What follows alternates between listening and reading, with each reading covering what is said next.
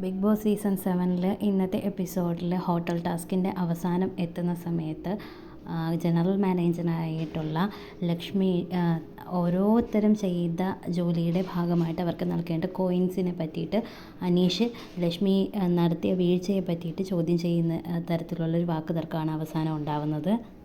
Task തുടങ്ങുന്നതിന് മുമ്പായിട്ട് big ബോസിൻ്റെ ഒരു അനൗൺസ്മെൻറ്റ് വന്നിട്ടുണ്ടായിരുന്നു. അതായത് വൈൽഡ് കാർഡ് കയറിയതിന് ശേഷം അനീഷിനും അക്ബറിനും കിട്ടിയ വലിയ പണി ഈ ഹോട്ടൽ ടാസ്കിൽ നിന്ന് കിട്ടുന്ന പോയിൻസിൻ്റെ അടിസ്ഥാനത്തിൽ റിമൂവ് ചെയ്യും എന്നുള്ള രീതിയിൽ താൻ തൻ്റെ മുഴുവൻ എഫേർട്ടും എടുത്ത് വർക്ക് ചെയ്തിട്ടും ജനറൽ മാനേജർ തനിക്ക് അതിന് വേണ്ടത്ര കോയിൻ തരാത്തതിൻ്റെ പേരിൽ അനീഷ് അവിടെ ഇരുന്ന് സമരം ചെയ്യുകയും ഫുഡ് കഴിക്കാതിരിക്കുകയും ഒക്കെ ചെയ്യുന്നുണ്ടായിരുന്നു.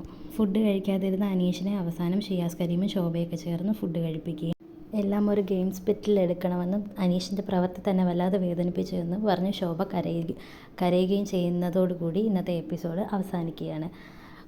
വീഡിയോ ഇഷ്ടമായാൽ ലൈക്ക് ചെയ്യുക, ഷെയർ ചെയ്യുക. കൂടുതൽ വീഡിയോസിനായി ചാനലൊന്ന് സബ്സ്ക്രൈബ് ചെയ്യുക.